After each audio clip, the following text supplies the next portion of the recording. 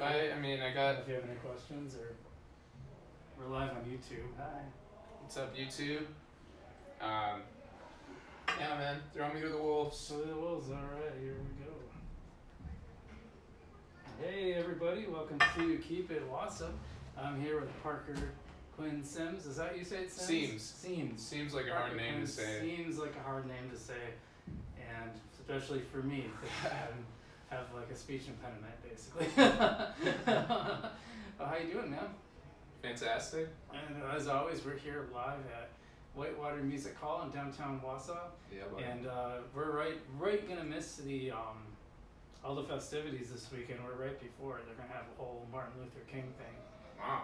Junior thing going on all weekend. Which Okay. is pretty cool. Nice. And so they're the sponsors of the podcast, so we always give them a nice big shout out. Definitely. Whitewater, And, awesome people. And Gotta if you're live right now at 7 p.m., they have this guy Anthony Lux coming in. Have you I seen heard that? about him. Yeah. Well, I saw the poster for the show tonight, and he's kind of like half on the piano, half yelling into the crowd. He looks like cool dude. Yeah, so. yeah, he does some. He's got like a kind of an Elton John thing going on. Very, Nice. very cool stuff. Nice. And I saw him. He was actually here two Fridays ago. Nice. So I know it wasn't last Friday because that was me. That was you. Yeah. That was you, and that's why we're here today. Parker is Nice. a highly talented musician, Thank you. and even managed. I taught a yoga class, the only yoga class I've ever taught, and Parker was the music. I I was. played guitar and played flute at the same time. I still haven't figured out how you did that. Magic. Magic. Tricks of the trade. Well, how long have you been a musician, Parker?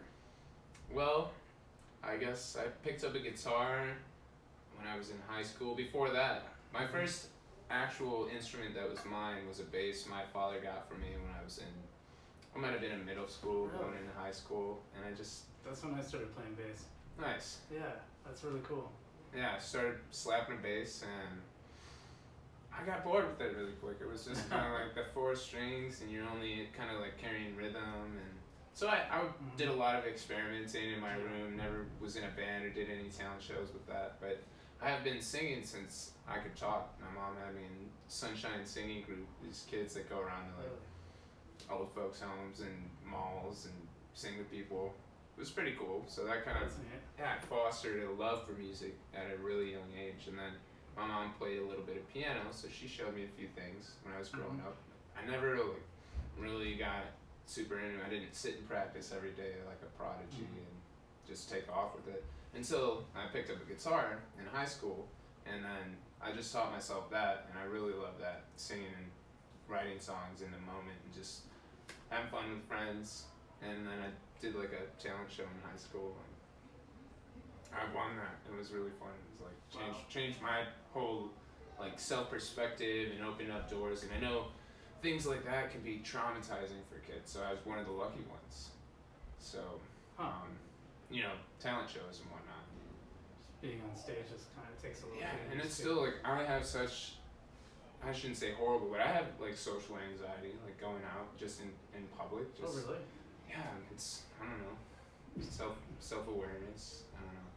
But when I get on stage, I feel differently. Like that's my Really? comfort zone. Like, it's my little shell, and I'm just doing my thing. And when I have my instruments on me, it's like that's like my armor. Wow, that's so interesting. So I got in bass to play in a band. So I was in orchestra and I played viola since like 6th grade. Nice. And I had some friends that were starting a band, and the one thing they didn't have is bass. So they're like, "Why don't you play bass?" Yeah. So I was like, "Okay." I wanted to join this thing, and like, the idea of having friends that I was in a band with. So I picked up a bass, and then I did that for a really long time. Nice. Eventually I picked up guitar too, and now I don't even hardly ever play bass. Man. A friend of mine, do you know the Allen brothers? Yeah. Yeah, so Bob, I was in a band with Bob post high school, probably when I was like 20, 21, around that time, and Okay. he recently, I think it was about probably 2 years ago, he reached out to me and asked if I wanted to sit in, and I was like, dude, I haven't played bass in like forever, so I turned him down, but Yeah. it's like funny to still get asked to play bass even this long now. For sure. You ought to pick it back up. You really just just for fun, and then brush up, and then you could go jam with the Allen Brothers. You can jam with me anytime too. I want to jam with you. I don't play bass though. Oh, you don't play bass, so it's you moved on. I'll bring my guitar. That'd be cool. Yeah, I just got a new amp too. Okay. Yeah, last summer I bought a used Vox from Dion over at October Guitarist. Really? Free shout out. It's a great place. Yeah, absolutely. You go there too? That's funny because this summer I bought a used Vox from Dion. Did you really? The Valvetronics, the big chrome front on it. Is that what you got? Yeah. Yeah, it's a great amp. I love it. Yeah. We could like set different settings and mesh them together really well. I think we could actually link those amps together, like stack them. So it'd be a whole wall of awesome sound. Wow, that's a nice amp. That's beyond my expertise, but that sounds like a fun thing to do. For sure. Yeah. Yeah, let's do that.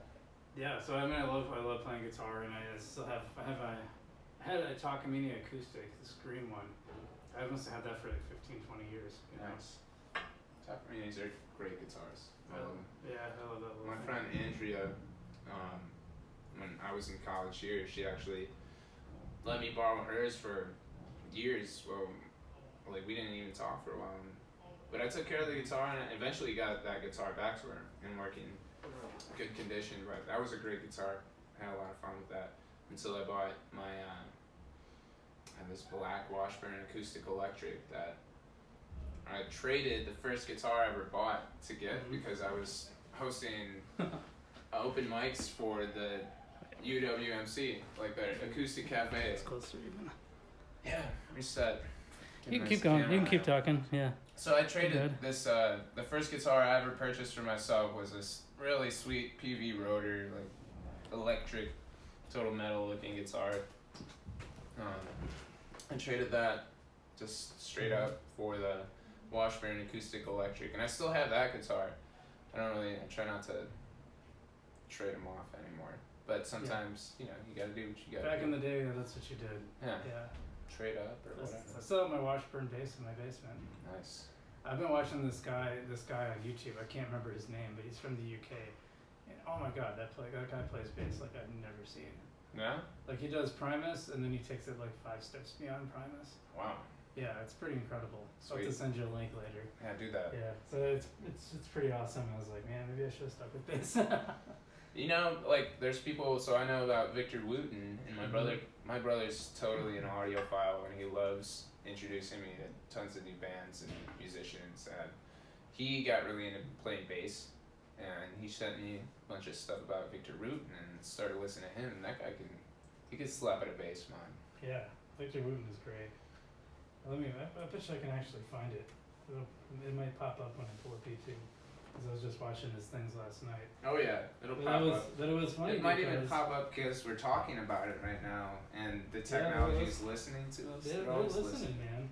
I got that new iPhone, and that was a big step for me because I haven't had a new phone. Basically, my whole life, I've always gotten like hand-me-downs from my mom or like used off of Craigslist, and finally I was just like sick of this thing not working, so I went and to AT&T. Now I'm playing with the new iPhone, which is really fun, but I've also noticed an increase of like becoming addicted to this little screen in my hands, just like constantly like playing a move of chess or like getting on social media or like checking out a video or even like Siri. I'm always having her do stuff for me. And now that I said that, she's probably listening to my phone. She is listening to you.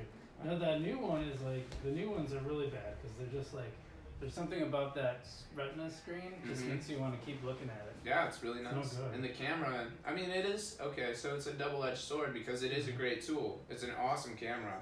And I love taking pictures and having nice, almost professional quality pictures. So I don't know how to say this guy's name, but it's Charles Berthoud? Berthoud? Or Berthoud maybe? Yeah, Berthoud. It's BERTHOUD Pro for people. Bass videos. For anyone listening at home, this guy is like, they're just really fun to listen to because he's just so good. I don't think I can play it on a podcast. I think that's like illegal. Is that we're crossing copyright laws there? Probably doesn't matter because I'm not monetized. I don't know if they'll take it. I heard they take it down if you do that. So otherwise I would. But yeah, that guy's something else. So it was funny. So the reason I brought up the bass playing is because I got in this band and like I remember the first time we went on stage, I was terrified. I was just terrified. I was like, oh my god, I got to play in front of people. It wasn't even that many. Yeah. So what we did is there was our band participated in this, our high school band participated in this this music school, or band camp I think they called it, at Wausome Music Center back in the day when it was over there. It's still there. Is it still there? I thought Wausome Music Center. Well, I mean, maybe it was in a different place, but there's a place back over behind the Woodchuck Stadium, right back there. Okay, that's where they moved. Yeah. Yeah, they were on 3rd Avenue. Okay. So it was funny because you had Jerry Music also on 3rd Avenue, like a little further down. Oh yeah. And there were like the two competing music places, you know. Neighbors. And I particularly remember I was super nervous about, we were gonna play Green Day's Longview. You know, it has that like short little solo, and I was like freaking out. I'm like, it's gonna be just me. Yeah, exactly. Yeah. And you know, I got through it. You know, I got through it. So. Yeah, you know, once you do that once, it's not so scary the next time. It's still scary. You still like get the. I always, even today, like I'll still get all nervous about a gig and get all excited about it and like looking in the mirror like, yeah, I look okay. And then you get there and get into the flow and it's just getting right back into it. Yeah. And now that I've been doing my own thing more instead of playing covers, it's honestly the more I break away from trying to play other people's stuff, the more confident I can be because it's my own and I can do whatever I want to with it, really. When did you start writing music? Honestly, a little known secret is that I have tons of words that I've written and I have all these melodies that I'll play on that I've written, but I don't have that's one of my short-term goals right now is to get songs written and have like a whole like music and words together, because most of what I do is just impromptu jamming in the moment, and I'll just freestyle the lyrics and come up with a new chord change in the middle of a song, and sometimes it doesn't work and I have to scramble mid-song, but people don't know because it's like I'm just making it. They've never heard any of it before, so it's fun. That's a talent though. For sure. Yeah, there's something to be said about that. It's not easy, and you gotta be able to rhyme. So I'm a bit of a rapper at the same time as a songwriter. So you're actually I haven't seen that. I mean, I don't really. Like, maybe it verges on rapping. Are you saying in the sense of like coming up with the rhymes and the words in the moment and just flowing? You know, I'm freestyling, but I'm not like rapping. I'm singing, freestyling. Right. So. Still. Yeah. That's impressive, man. That's something I definitely can't do. I like improv soloing though. I know it's, that what's great about the new technology is there's so many. These iPhones, like, they're great for guitar. Yeah. I mean, you got your tuner right there now. That's true. You can any lessons you want, you can learn how to do stuff. That's true too. Yeah, I should take you on this actually. Even. Are you going live on Facebook while we're doing this too? I'm sharing the YouTube link. Sweet. Yeah. That's so crazy. Technology blows my mind. Isn't it? It's really cool. Instantaneous sharing, and it's like the whole world could be right here, essentially, with us right now. I know. And I hate being distracted while I'm doing this, but it's like I have an assistant to like do this stuff for me, so I have to kind of be like, my boy is pretty smart with this stuff. He could probably come in here and run all this and probably show us a thing or two about this stuff. He's doing that to me all the time. Oh yeah. Well, you and I, we're at that age now. I think. Well, you're probably a little younger than me, huh? Well, I'm 31. You're 31? Yeah. Yeah, I turned 40 last summer. But I was alive in the times before internet. And that's a crazy thing to think about. I remember like getting AOL at the house and then having to suffer through like the crazy noises when you were logging on. Yeah, I know. I remember using the free ones where you had to like keep that little ad window up. Oh yeah. I remember that. So you'd sign up. What you do is you'd sign up from like you get those AOL discs in the mail. So you take the AOL disc and then you'd sign up for their free trial and you'd use that to download like the free internet things that gave you free internet, but you had to keep that ad window up the whole time. That's crazy. That's funny how that kind of came and went. But I didn't use the internet till the first time. The first time was I was a senior in high school, and there was one computer in the computer lab at DC Everest that had internet. Wow. And I had a friend that was really into it. Most people had no idea, or they just didn't care. Like, you know, it wasn't really, no one really paid much attention to it at that time. It was like, I graduated in '97. Okay. And, but I had one friend that was really into it, and he was telling me about it. I was like, I don't think It doesn't make any sense. I don't think I understood what he was talking about. It was just like, okay, whatever, sounds cool, I guess. He's like, you want to come check it out? I'm like, sure. Can you check out the internet with me? I don't remember what I did. I don't remember what I looked at. I was just, you know, I'm sure I had no idea what I was I don't know doing. what the first page was that I ever visited. I think being AOL, it was, you know, AOL's homepage would pop up when you log in, and then I don't even know. The one thing I really like with these phones for guitar is backing tracks. So you can throw on like a Chicago blues and E, and then you just jam along and That's cool. practice your soloing and stuff. It's pretty neat. Yeah.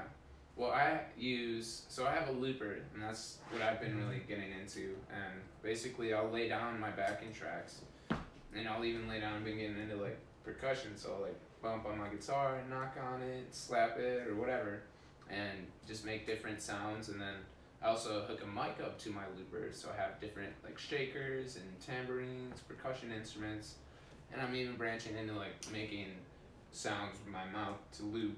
So I don't know. Like the possibilities are endless. Any instrument you could loop it in there, and I'll loop my flutes and. Do you know Bradley Spurger? Yes. I've had him on the podcast before. He actually wrote the intro to my podcast. Nice. Yeah, it's pretty cool. He's like the live loop dude. Like nice. He's basically does these one man band shows where he brings his bass and his guitar and really cool. Just lays them down at the time. That's the next step for me. Is I saw. Have you ever heard of? What's his name?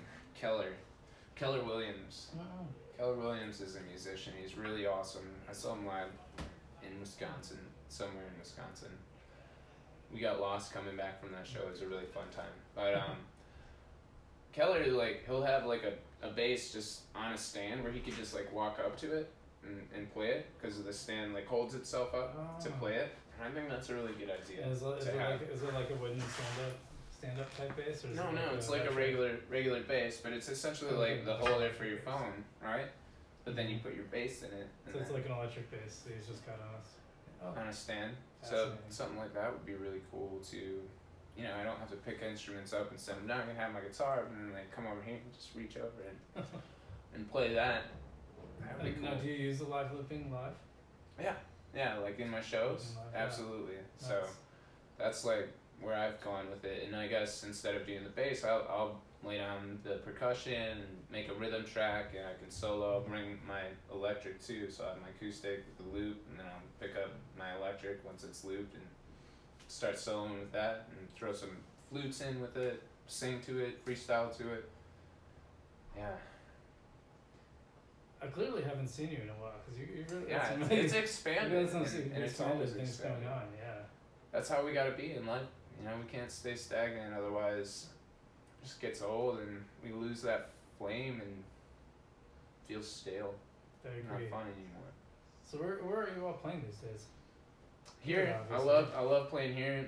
Brad just asked me if I wanted to play next Friday or Friday the 24th. Mm-hmm. So it's one of the coming Fridays. I'm really, you know, I love playing here. They're cool people. It's great space and the sound is awesome in there. So whenever I never have any problems with feedback and it just sounds great in the room. So that's really fun and you know, it's cool. A lot of cool people come here that have gotten to see me that probably wouldn't have seen me otherwise. It's just because they came here and I happened to be playing the same night. So that was cool. Otherwise, my dad's joint up in Eagle River, Catch 22, awesome food and awesome music. Shout out to Catch 22. Catch 22. I play, honestly, like, did you do Stony here Acres? and there. I did Stony Acres a couple times, yeah. Mm-hmm. I'd love to go back there. Tony's Pizza, phenomenal. And I grew up in Chicago, so the pizza is, your pizza my guy. palate is, you know, I have a lot of experience and a lot of comparisons to make with it. And there's some good pizza in Wausome, but Stony Acres by far takes the cake on that one, in my opinion. Are you counting the experience, or are you just pizza, like just the pizza? Like pizza in general, that pizza, awesome pizza. But then if you want to talk about experiences, I mean, where else can you go to? Athens itself, that little place on this earth is magical. All the farms right there, Cattails, Red Door, Stony Acres, they're all, doing really cool things. So the energy's already really. And then there's that one room schoolhouse just north of there that's still operating. That's a real thing? Like they're still teaching kids in it? Yeah, it's called Maple Grove. Wow. It's pretty cool. They do like maple syrup and they got chickens on it. Teaching kids how to be real people? Yeah, I was just doing a story on it because this Merrill School District is talking about closing it. No way. And Athens is like, if you close it, you can come to us. I mean, they're like, you can be part of our district. Cool. Yeah, it's pretty cool. It doesn't sound like they're gonna close it now, but. Well, I hope not. I mean, I feel like hopefully that word will spread. Your story, talk about that, and people will catch on, knowing that we need more things like that. Unless, we were just talking about the phones and that being a thing. And honestly, it becomes a problem for me because I love this kind of interaction. And when we have our phones and we're staring at that, we might miss some of that. And I do, like in my relationship, like we'll be having a conversation and if a notification pops up, I hate to say it, but I'm already like I'm gonna look at it and I've broken my concentration, and that's a disruptive thing in a relationship. So my phone's always on silent. That's good. Me too. But even that buzz. In fact, it's on do not disturb. Okay. Yep. So I don't see anything until I like consciously look at it. That's cool. It kind of came out of necessity, because I would get all these notifications while I was trying to concentrate and write stories. Yeah. And it's like it can't. It just breaks you. Yeah, and that creative flow is like liquid gold. It breaks you out of the flow, and I won't get anything done. Yeah. So I'm like, I still don't have a problem with like not missing stuff. Because I still look at it. I just look at it on my time when like, okay, I did, natural break. Okay, look at it quick. Okay, back to doing what I'm doing. Because it's a supercomputer that we have in our hands. It can do so many things and calculate innumerable problems. But the ways that we use it, it's kind of funny. Is like we have these. If an alien ever visited the Earth, we have these tools of technology in our hands, but we stare at like pictures of cats and dogs doing funny things on the internet. I've heard it said that if aliens came down and saw us, they would think that the phones were our control devices. Yeah. Access control. Because you walk around and see everyone staring at it. It's like it's telling you what to do and leading you. It is cool though, because I've recently gotten back into snowboarding, and finding snowboarding gear is super easy with the internet. Like used snowboarding gear, still it's so much cheaper because it's expensive if you want to go get a whole new setup, or if you're just getting into it. So like you want to be safe, you want to have a helmet and get goggles and nice jackets so you're not getting all wet. The first couple of times I went out and wore like these old school wool pants that I have, and just a regular winter jacket, not like a ski jacket, so snow's coming up inside and they're just soaked by the end of the night. So it's good to have good gear. And it is. Real quick, you can just find it, search in the internet, and locally, I love that. I'm a big fan of the internet. I definitely don't take a technophobe approach to it. I just feel like we have to be conscious of it, You have to do things intentionally. For sure. That's a really smart thing. I try to do everything intentionally in my life if I can. That's the yoga in you coming out, and I love it. I know. I mean, it sounds like straight out of the yoga teacher's handbook or something, but really, I mean, there's great things in that you probably learned in their yoga teacher training that a lot of people don't really have a grasp on. So the one that has really stuck with me, that came from a yoga teacher from a while back was, like be willing to let go of what doesn't serve you. And I've taken that to heart. I mean, if something isn't helping me and it's just causing me trouble and pain, like it's time to let it go. Yeah. Wow, that's a tough one. Especially when we get into cycles that we've been going through since we were kids. We learn things from our parents and from society. Things like watching television. My parents watch television. They had television on. We go watch that. And I was lucky enough to, I don't know what it made me do it, but years ago, I think it was probably one of the presidential debates or something, but I was done with it. So I got rid of my TV, and I still don't have a TV that I like watch cable on or anything. You can watch movies on a computer if you want to. So that's an interesting generational thing too, because like my parents like will pretty much always have the TV on, like almost always. Yeah, And I that think a drives majority me- of people could say that. And that drives me insane. Mm-hmm. You know, I feel like when I talk to people my age or younger, we're less likely to do that.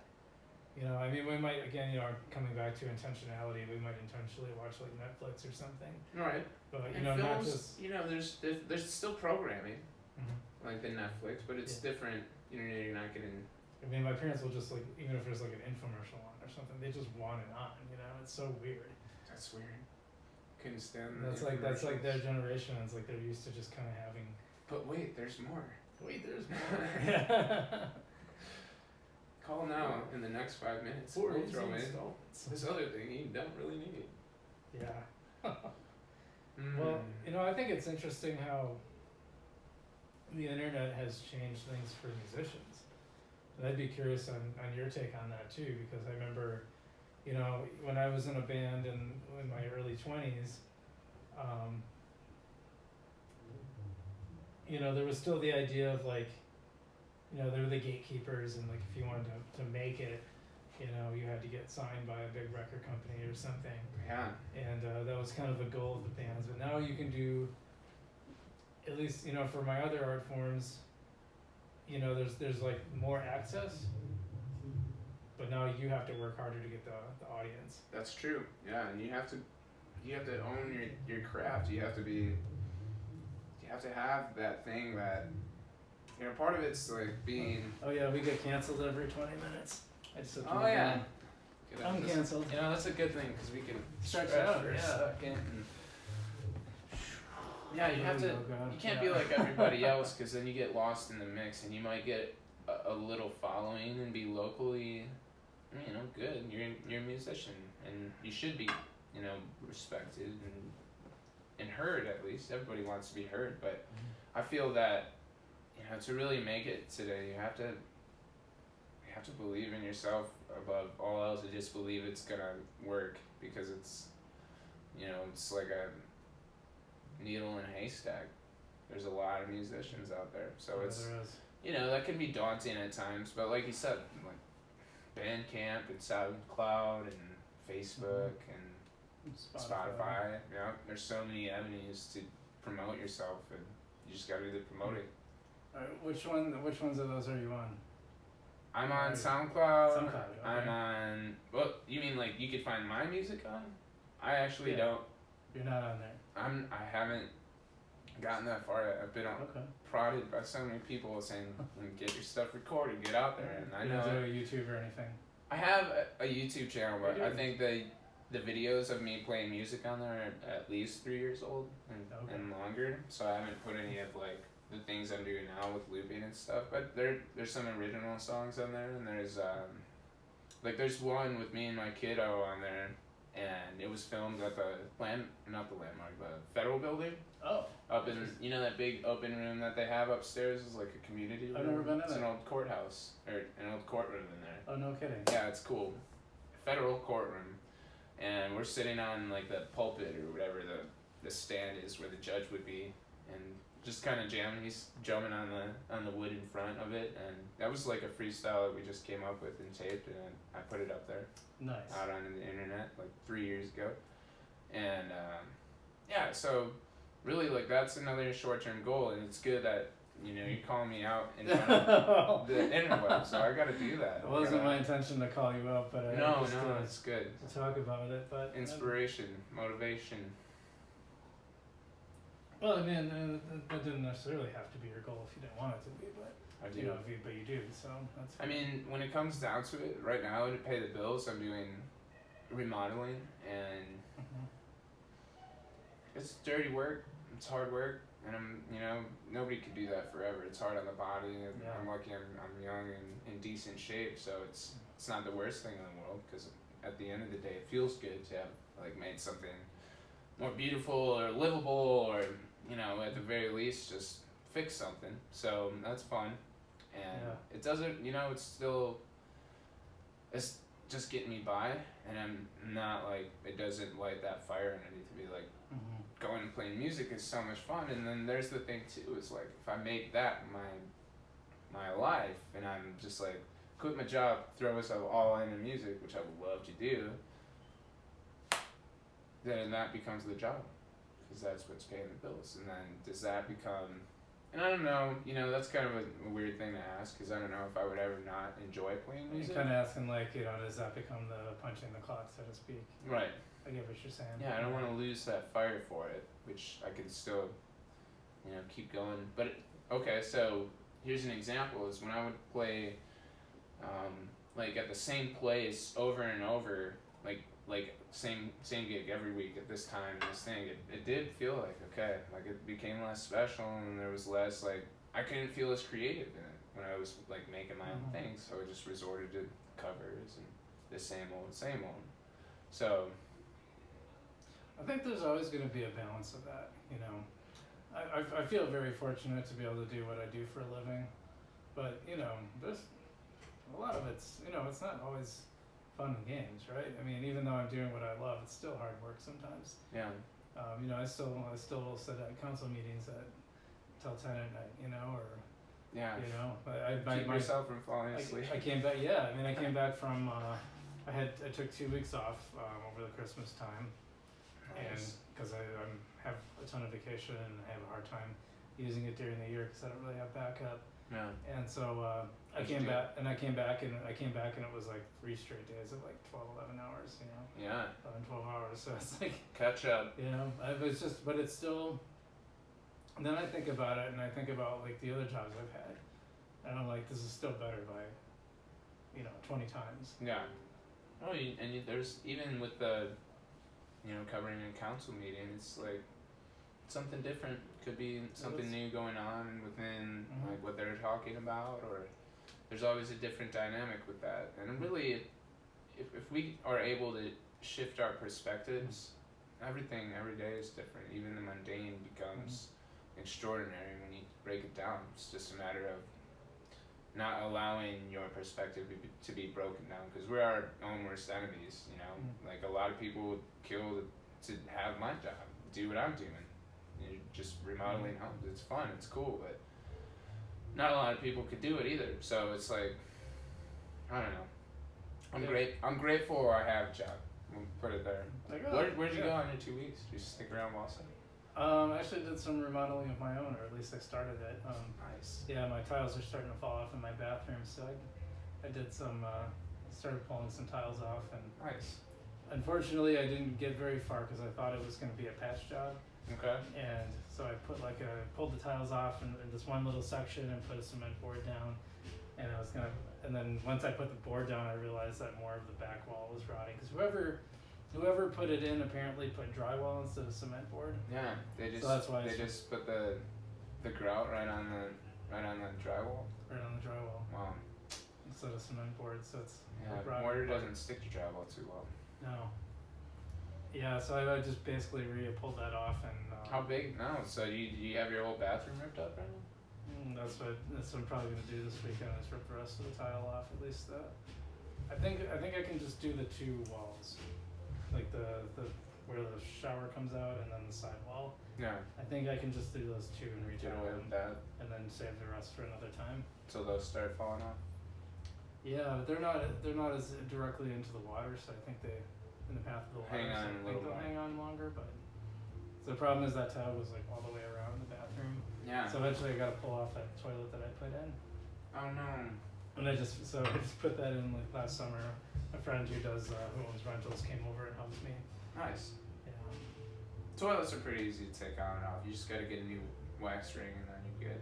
As long as the bolts don't break. That's another thing. Break the flange, don't break the bolts. Yep. And it's just more parts. But can you find the same tiles? I mean, that's part of it too. Did the tiles break, or you got them all intact still? Well, most of them weren't really salvageable, but some of them were cracked. They're pretty clean ones, so if I want to keep it the same, I can probably match them, or I can start something new, and with the intention that eventually I'll redo the little bathroom that way. Yeah. So we'll see. There's some options. There's so many options, Brian. Even if you couldn't find them, I mean, so me and my partner have been talking about just starting a business and doing our own thing, and I would love to do like mix all these different areas of my life that I love, like music and fixing things and being creative and helping people. I would love to do like remodeling, but in an artistic sense. So there's so many people that have already done something like this, but I mean, there's also so many just normal contractors in Wausau that couldn't hurt to try at least. And it would be like, so instead of tiles, like you could take some like a wood post and then cut tiles out of that. So a bunch of like wooden tiles. Do something cool like that, make that work. Or Interesting. I mean, she actually just showed me a picture of that the other day. So people have done stuff like that, like just using your imagination. I'm sure we could come up with something else right here on the spot. And that's the beauty of it. Yeah. What do you think about the music scene in Wausau these days? Gee, Wausau, I feel, is blowing up. So I was I was surfing the internet the other day, and I saw one of my buddies is, in a band that's gonna be playing here. They're about to do their CD release party. Substyle, and then Feed the Dog is blowing up, and Billy Bronstedt is out there getting it, touring the United States. I mean, is he really? Yeah. Wow. Yeah, I mean, there's so many good musicians that are based right here that Wausau's got something special going on that kind of breeds this fire and creativity. It's not just the music either. I feel like there's so many aspects of culture today. Culture, I think, would be a good word for it, is that like art and lifestyles and people's perspectives and consciousness, that people want to have more. They want to be real. They want to be unique and be themselves. And I'm so inspired by that. I love it when people don't mind being weird and don't mind sticking out. And I feel like I've been thinking about like, well, Wausau needs a cool nickname, because a lot of cities have nicknames like the Windy City, or I'm sure there's so many of them. But Wausau could be like Weird Wausau, or Wausau Weird. I don't know, because it's a weird place. It's kind of smack dab in the middle of Wisconsin, but I don't know if you would know it if you just came here and you were just hanging out downtown and you didn't know, where you were. I don't know that I would know it was in Wausau, Wisconsin. Yeah, it's a surprising place sometimes. I love the murals that are popping up everywhere. I was just thinking how there's I think there's a lot more places to play than there used to be. Yeah, absolutely. And then the art scene we're sitting in one of them. Yeah, the art scene is blowing up too. So, what David, I saw you had, one of your podcasts with David. Yeah, David was on back in the Dailies days. I've played at the Contemporary Art Museum before. It's a beautiful place to go play. Yeah, it is. David's a really cool character, so love doing that. And all the little cool restaurants that pop up here and there, like Dailies when it was open. I played at Dailies a few times, and nice. I mean, just a lot of cool stuff going on. Wausau is really awesome. You don't even have to have me plug it. Yeah, we're still gonna make it say it at the end of the program though. Fair enough. I've been super impressed by this place too. I mean, they've really embraced the community. They've really just, like, anyone who's wanted to do stuff here, they've been like, let's do it. Let's find a way to make it happen. Yeah. They're makers. They're movers and shakers. Yeah, I mean, I was here for an open mic. I didn't come for the open mic. I came to interview somebody, and so I caught some of the open mic. It was really impressive. Like, I was kind of blown away by how many talented people sang. For sure. For usually open mic, that's kind of the bottom of the barrel, so to speak. That's where I would show up too. But it is, but at the same time, this definitely wasn't. It was like. So I actually came to open mic here last night, and so Thursday night, Whitewater's open mics, and that's right. Another cool thing about Wausau is there's open mics like almost every day of the week. You can go to a different place, and people trying Whitewater's to 7 p.m. I think it starts. Yeah, 7 to 9. 7 to 9. It's a short window, but I'm sure like if there's people here and they want to play, these guys are cool. We'll do it. But Seemed like a good group, but I was just kind of blown away. It seemed like every one of them could have been playing the show by themselves. Well, that's it. You know, I play shows here by myself, and then to come and do an open mic, it's a different vibe. It's a different feel. Like people didn't just come to like see me or the people I invited. People are there just to appreciate music in general, and then they can get creative with other musicians that are there. So me and Brad played a little bit last night, and now we got like this conversation, you know, with songs we want to learn together, and like songs that he knows that I want to know too, so we can jam together. And you know, it's not a gig. Like I'm not getting paid to be up there, so I don't have this role to fulfill. Like I can get ultra creative, and like even if it like crashes and burns, we can all laugh about it, because that's what music is. That's what we should do. It's part of the comedy that is life. You know, a place I had a lot of fun. So Holly and Music, when they were doing the Young Professionals Week, they had like a jam session. Cool. And so I just brought my acoustic and we all jammed there was like 4 or 5 of us, and we all jammed together. Like that was a lot of fun. That's I would love awesome. to do something like that again. Yeah, just like open downtown, like people are hanging out with instruments, and that's what it was. Yeah, it was up in their studio. Okay. Just open for anybody to come then? Yeah, anybody could come. I hope they do it again. Well, now they're closed. Holly Ann's closed? Yeah. Oh man. Yeah, I was bummed about that. Yeah, sorry about that. Yeah, I was trying to get her to do that more often, but just never came together, I guess. But that was a lot of fun. I thought about trying to figure something out here, like an open jam kind of a thing. Open jam.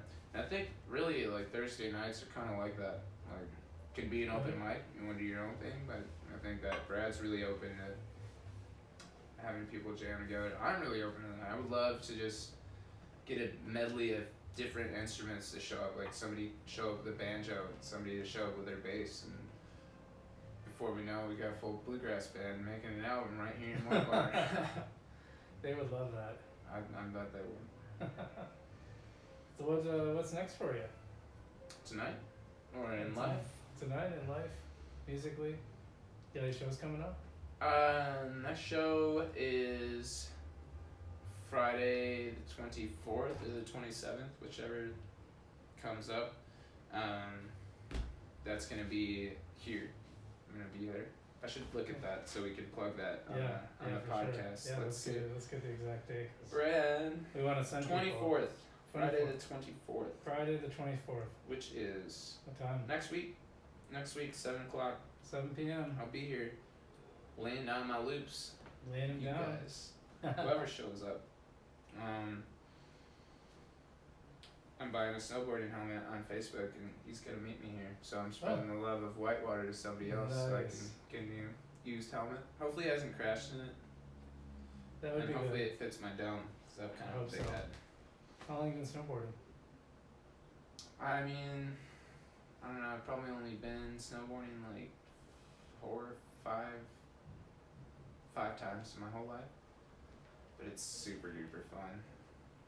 So I did it when I was young. Like I went twice. I went once and totally got my, I got my butt handed to me. I'll keep it PG here. Yeah. And I didn't know if I was gonna go again. And then I went again, and I was able to like ride down the hill, and that was it. Barely. You know, you probably still fell a couple times doing that. And now, like later on in life. So then after that, I was like, I skated in life. You know, as a teenager. Yeah, I was a skater boy. She said, "See you later, boy." I was too. Back when there was still a skate park by Fox 55. Fox 55. It was like there's kind of like all that lumber and other junk back there, and there used to be like a half pipe back there. Where is Fox 55? On Grand? No, it's like north of downtown. Okay, Wausome. If you keep going down Third Street, eventually it's on your left. Yeah. Well, that's cool. Yeah. So when I was growing up, I was in like Chicagoland area. There were skate parks, and we'd skate away from our garage and go into the city or whatever. I suck so bad at it. Yeah, I you use know, it, I don't know. as like transportation. Yeah, sometimes. that's really what it was. Yeah. I think that was it for a lot of kids, and then we'd look up to people like Tony Hawk and these guys hitting these huge, crazy things, and Yeah. it just seems so surreal. I feel like there was some really heavy programming with that when we were kids, like X Games being online, and like when you look at it now, like yeah, it's intense, but these guys have like top of the line things, and they're getting paid to do these things. I mean, it's attainable. It's attainable. It seems like you don't hear much about it. Really don't. Maybe it's just because we're not skaters anymore. We're not around Could be. like skate shops and stuff like that. Plus, we Yeah, don't. I don't have a TV, so I don't even know You if don't have X a TV Games anyway, is still a yeah. thing. I assume it must be. I'm sure it is. It's like $1 million industry, so. I love watching them when they close off that little part of 3rd Street in front of the skate shop and do some tricks and stuff. Yes, that's super cool. I saw them do that last summer. Some of those kids are pretty damn talented. Yeah, one of my buddies. I like young adults really too. I mean, there's people in Boone. their 20s and. One of my buddies, Boone, is a skater who's sponsored by Mhm. like big skate companies, and he's doing it now. Wow. That's what he does. His profession is he's a professional skateboarder, and that's really cool. Proud of that guy. That is cool. That takes a lot of hard work. Yeah, Boone Zhang. So skateboarding. Anyways, so my partner is big into snowboarding now, and she did a lot like all around the country. She was living in Colorado and got to like do Vail and Breckenridge and all of that. So she's hit some mountains, and then so I grabbed my brother's board from him, which we're like about the same size, and he like rides regular and I'm goofy, so I just like rode goofy like with the board backwards, and I took it down to Central Board Shop and had them switch the bindings and like wax it up. I didn't know there was a difference. I thought they were the same both ways. Not, huh? They're not. You know, I did too. That's what I was doing. I was like, well, they look the same. They're close enough, but they're like, no, it's definitely like he showed me. He was like, this one is this short, and this is like way longer up here, so it might be even easier next time I go back out. There you go. But it's so much fun. So now I can make it all the way down. I was going on like Black Diamonds and. Yep, I canceled. Hey! Hey. There we There go. it is. You're uncanceled. Oh man, yeah. So it's fun. I mean, it's a rush and it's a good workout. I took my first downhill ski lesson. Was that last year? 2 years ago, maybe. 2 years ago. Yeah. It was fun. At Granite Peak? At Granite Peak. I Nice. skied. I didn't snowboard. Okay. And I went through the lessons really quick because I've been Nordic skiing all my life. So, Yeah. so I'm used to these really skinny skis, so like the big flat skis. So you're like, oh, this isn't so bad. So it went pretty well until two things. One, the first time I got on the magic carpet, I biffed it Okay. because like he told me to lean forward, so I leaned forward, but then I went too far. So then I leaned back to compensate, and then I fell over. Ooh. Yeah. But otherwise, That happens. Otherwise, it was pretty much fine until I started going on some of the harder runs, and then the speeds got really fast. And I was like, oh. Yeah, you Once gotta it do a won- lot of cutting, slow yourself down. Yeah. You know, then it got to where it scared me a little bit. But Kind of be what scary. was it? I didn't really fall other than the magic carpet, and I had the balance pretty well because I'm used to being on skis, just not those kinds. So I don't know. It was interesting. Plus, so Granite Peak is a cool thing. So I've always dealt with like seasonal affective disorder or whatever. Like, just get bummed out in the wintertime. I love sunshine. I love being outside. So if you don't figure out a way to like get out and do something, like it could be really grueling and hard to get through. You gotta do wintertime. something for sure. Yeah. So For sure. that was like such an awesome thing that we have, that hill right here. And it's Mhm. actually the biggest elevation drop in the Midwest aside from Mount Bohemia, which is up in the Upper Peninsula near Heard of that Keweenaw. too. But it's like a 700 foot drop from the, like when you get to the top of the hill and ski down, 700 feet right there. So decent park, best in the Midwest. Nice. So they claim. Yeah, we're getting them a lot of love today. Yeah, lots of people. That's a cool thing. Should get them to advertise at the podcast. You should, and they should book me there too if you're watching this, guys. So Yeah. I'll trade music for a ski pass. Just Music at the Peak with Parker. Could be a thing. Parker at the Peak. Parker at the peak. It would be peak Parker. That's the peak time to see Parker. Oh, that's fun stuff. Yeah, so music-wise, I mean, the bass I would love to get into, and even like so with my loops, like when I start to get more into the rhythm section and I have like a solid rhythm that I start a loop with, it almost becomes more like dance music because it's just a driving beat, like, and I like a faster pace to it, just because it's more exciting to play to and solo to. Makes sense. And then I mean, you could really open up a lot of avenues, but I still will like bust out covers, or I'll just like strum some chords and sing. So I still have that kind of folkiness to me, but then there's still this worldness with the flutes and other instruments coming in. So nice. Well, I want to get I'd love to start getting that stuff out there and so people can listen to it. Maybe we could do like next time I'm gonna play, like you could just stop by and put me live for a minute and get a recording of me doing my thing, and then that'll be my next thing that we could put out there. Cause I have, or like show me, you know, don't just give me a fish, show me how to catch one, and I'll figure out how to like go live with myself. Cause I'm pretty sure that you can go live to multi-mediums, right? Like you can go like start taking a recording and share it to more than one thing at once.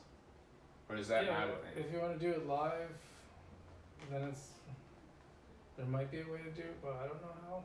Could I go live on Facebook, Instagram, and YouTube at the same time? You probably want to go live on YouTube and then share the link later. Link. Or you could record it on your phone and then upload it later to all three. Just as like a video. Otherwise, I'm not sure how.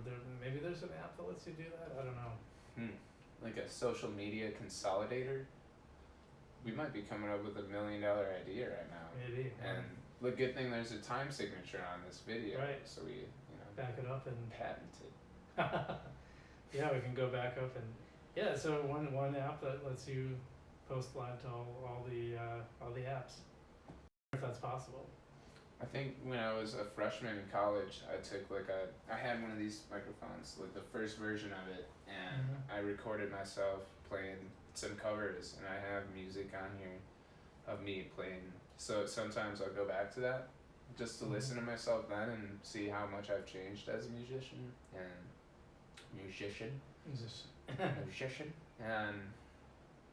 it's fun just to see that difference of how we've changed and grown. I mean, my voice sounded a lot cleaner and younger. I was 10 years younger then, but things change. What were some of the biggest influences on getting your voice the way it is? Unfortunately, probably like learning how to sing and perform when I was smoking, which I'm smoke free now. Like I don't, but I would just, probably a little bit of vocal cord abuse, like yelling and.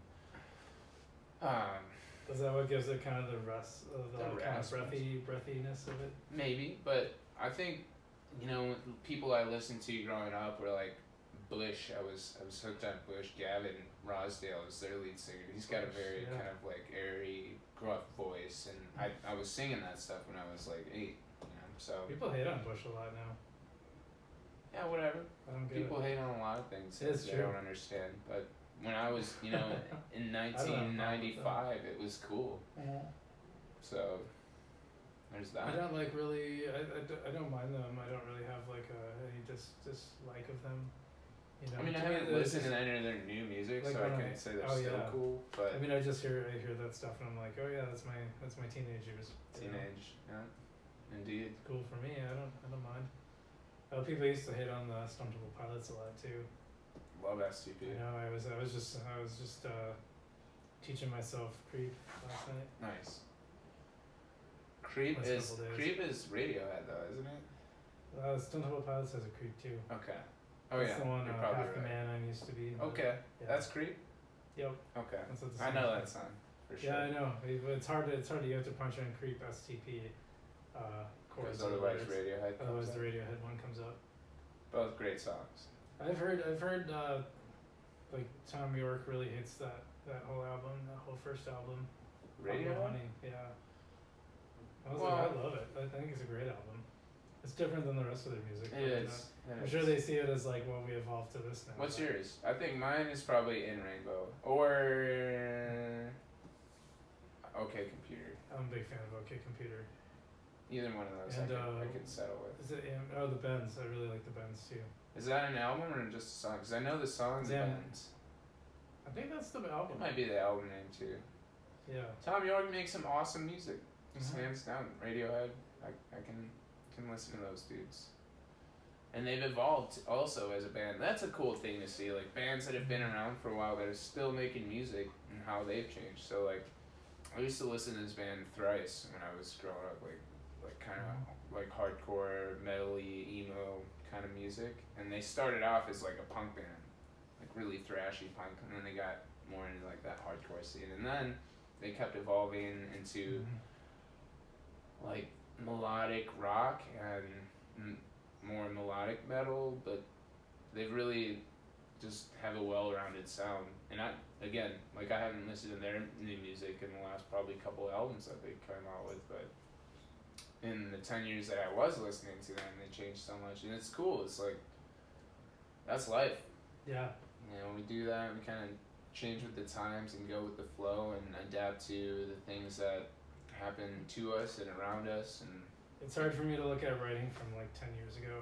Yeah. That I did. I'm just like, oh, there's like a million things I would do differently now, you know?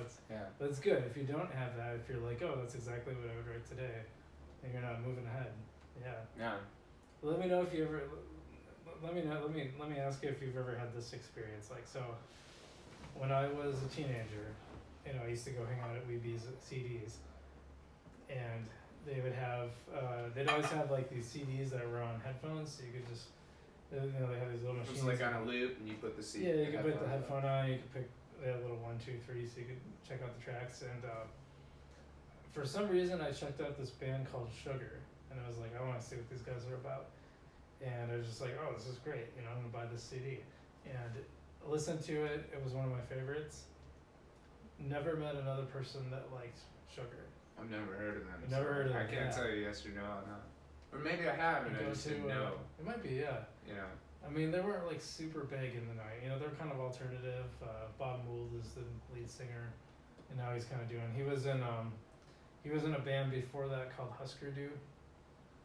And then now he's been doing some solo stuff since then. So anyway, I'm at a friend's house, and he brings up this album, and it's Sugar, and I was like, no way.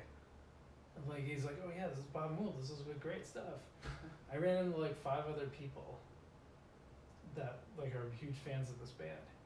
Since then? Since then. Wow. All within like a span of a couple years, and I had never. You know, I'd gone like 20 years without ever talking to anybody about this band. Wow. It just blows me away. Well, that's cool though, that like you can remain kind of unknown and underground, but there's still this following of people that are gonna like. He's still love you. He's still around. He's still playing. I could have went and seen him in Chicago a couple years ago. If he comes back, I might go. Should. Yeah. You ever had that kind of experience? I don't know. Not really. No. I mean, sometimes, like, okay, so this is funny, like,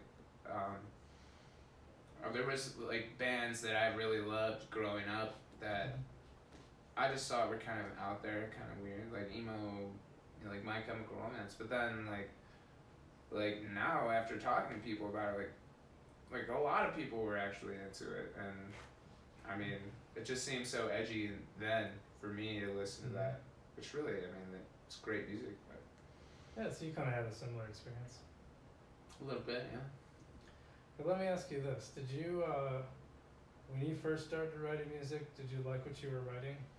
And if not, how long did it take you before you actually liked what you were writing?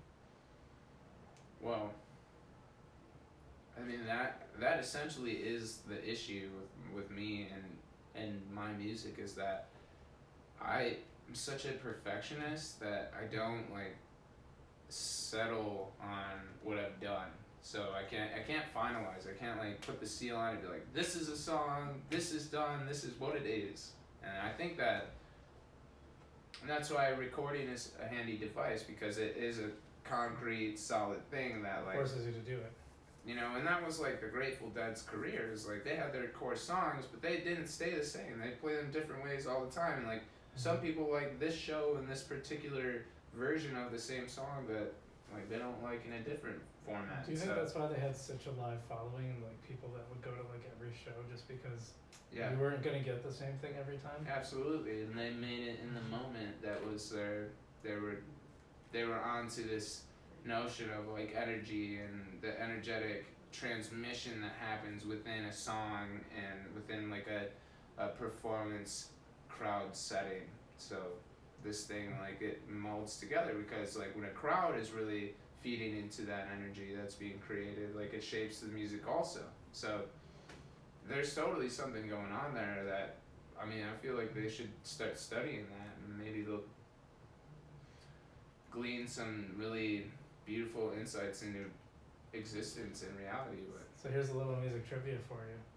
Did you know that there was a Woodstock-like festival outside of Madison, and that Jerry Garcia and the Grateful Dead like capped it off with a 4-hour set? really, Yep. I did not know that.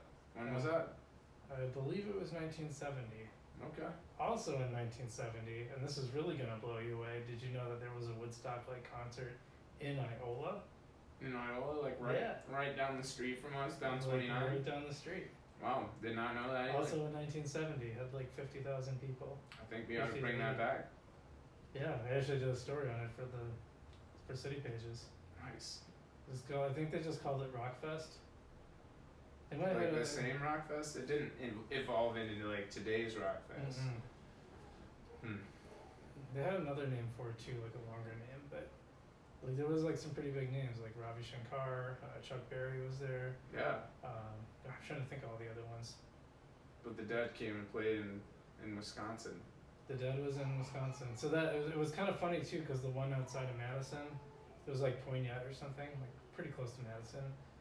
That was all like local acts except for the Grateful Dead, because the guy who organized it was friends with Jerry. Okay. But the one in Iola actually had some pretty big names. That's sweet. Yeah. Some I recognized, some I didn't. Paul Butterfield blues band was there. Cool. Yeah. You know, that's I love it. something cool about Wausome. So I've seen numerous festivals kind of bloom pretty centralized here, like locally, that like people just started up and they wanna, you know, they have like Flow Fest, as one of my friends did a thing for. I think it was dedicated to a dog, like a dog that passed away that they loved, and then that inspired them. But then like coming together, like music and art and people and the love of those things, created this movement. And there's other ones that are happening like very close by that people are, you know, kind of spinning off the annual shindigs that they want to get a lot of bands together to come play at. And it's cool just to collectivize art, because people can be introduced to new things and have new experiences and find new interests that maybe they wouldn't, you know, they don't have time to go see all these different bands and go see all these new creators and makers in one place, or in different places, you know, unless they go to a festival setting like this to be able to see it all in that one place at one time. So that's what's great about Whitewater. You know, they're really highlighting the art. You know, they have the studios next door now. That's pretty cool. Absolutely. And then it's a great place for musicians to come in of really all stripes. You know, everyone from headliners that might play in the big room to open micers, and Yeah. I just think that's a really cool. There's a really cool energy here, and I'm pretty happy with what it's become. Sounds like somebody's getting going out there right now. Yeah. Let's take a peek at this guy. How's he doing? He's doing good. Looks like he's on his iPad. That's having exactly fun. what I was like when I was a kid. Just, you know, give me my thing and let me zero in on it, and you can just leave me be for an hour. It's good. For sure. I gotta ask you this. What was Sure. your favorite gaming system growing up? Because I know you're a gamer. That's a good question. Well, I don't really play them very much anymore. I haven't for about 4 or 5 years maybe. No, I mean like when you were a kid. Oh, when I was a kid? Oh like, yeah. Was it Genesis? Was it PlayStation 1? Was it NES? Well, I'll tell you a funny story. So I have always been really bad at math. like really bad, right? So, and I when the Nintendo Entertainment System came out, like I really wanted one. You know, all the kids wanted one. Yeah. But it just seemed so cool to me. Like I saw one at a friend's house, and I was like, wow, that's so neat. It's super cool. So my dad, and he has never done anything like this before, never done anything like this before, and never done anything like this after. And he's like, we were talking about math, and he's like, you know, we were kind of arguing because I was like failing it. He's like, if you can get a B in math, I will buy you that damn Nintendo system. And I asked him years later, he's like, I did not think you would get a B, but I worked my ass off. Yeah. Worked really hard, and I just barely got that. You got the B. Got the Nintendo. You got the NES. Yep. That is an awesome triumphant victory story. I spent most of my childhood grounded from it after that for, not maintaining the. They knew that was the one thing that would, if he could get you to get a B in math, then he could also utilize that thing to manipulate you into doing other things. Yeah, it was like the one example of my dad's positive reinforcement. The rest was all. That was the one carrot. The rest was all stick. But. Oh man. But I remember my sister was pissed too. She's like, she always got good grades. She's like, what do I get? Yeah, what do I get? But you yeah, get A's and everything. Buy me a new car. But I think my dad had to eat his words. I actually asked him like a couple years ago, did you think I was gonna get that B? He's like, no. I thought it was an empty promise. I was sure you weren't gonna get it. Has anybody ever, had to leave during one of your podcasts for like 3 minutes, and then you had to fill up time? Does that ever happen? Oh, it's happened a couple times. We're at like an hour though, if you want to call it. Well, I mean, if you have more stuff you want to talk about, cool. Otherwise, I gotta run to the restroom real quick. Otherwise, there will be a really embarrassing podcast moment, and nobody wants that. You'd be the first person to pee themselves on the show. It's tricky because I drank a bunch of coffee before I got here, and then we have these fantastic beers brewed right here at Whitewater. So Whitewater, we can wrap it up.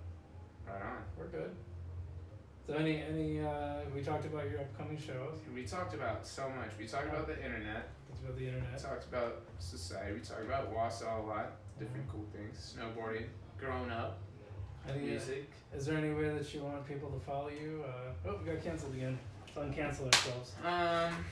Yeah, check me out on, there's not a whole lot of my music on Facebook, but, now that this is all out here and people have followed this conversation, like, give me feedback. Like, if anybody wants to help or be a part of what I'm doing, like, I'm a pretty approachable, open person and reasonable, so, I want to share what I have to offer with everybody. So even if you don't have music on there, is there any you want people to follow you on Facebook or Twitter? Add me on Instagram? Facebook. I don't have a Twitter account. I have Instagram, but I'm not like active on it. So I think like a better social presence online would be a smart thing for me. And then new material also. So should we direct people to your Facebook then? Facebook, and then check. You can go on YouTube and find me if you can find me. Parker Quinn. You want to spell your name for people? I guess they can get it from the podcast title, but. Yeah. So Siems is the last name. It's German. That's why it's the IE. Gotcha. And yeah. Follow me on Facebook. Follow me wherever. Say hey, I heard you on Brian's podcast. And you can find me, BC Kowalski, on Facebook. At BC_Kowalski on Twitter, and the same on Instagram.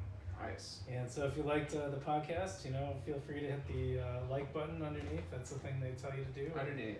Yeah, right down there. Wait, is it here? Maybe it's over here. Somewhere underneath. Over here. Underneath. I'll just draw a circle. The screen. Yeah. And you should subscribe so you can see all of them, and you can watch us live when we go on live. And if you're on Spotify or iTunes, give us a like there. I think you can like things, right? And then leave a nice review. That'd be cool. 4 stars, 5 stars. I'd do 5 stars. I do 5 stars. I think 5 stars is appropriate. For sure. Yeah, for sure. All right. Well, the way I close out every podcast is I have my guests say keep it Wausome. So yeah. Keep it Wausome. Keep it Wausome. Keep it Wausome. All right. We'll see you later, everybody. Yay. Nice, dude. That was awesome. That was Wausome. That was very awesome. Is there a bathroom back here again? It's like, no, but it's like straight, well, is it? What's this? I think that might be to actually pull out. There's this stage area. Is that the? Going good. How are you? All right. I'm not gonna go through here. Cool. They're doing their thing. That's pretty good. No. No, that's pretty good because they were obviously playing the drums, and it was like Really? you could barely hear it. Yeah, we're done with our podcast, but you could watch it live. I'm gonna use the bathroom real quick.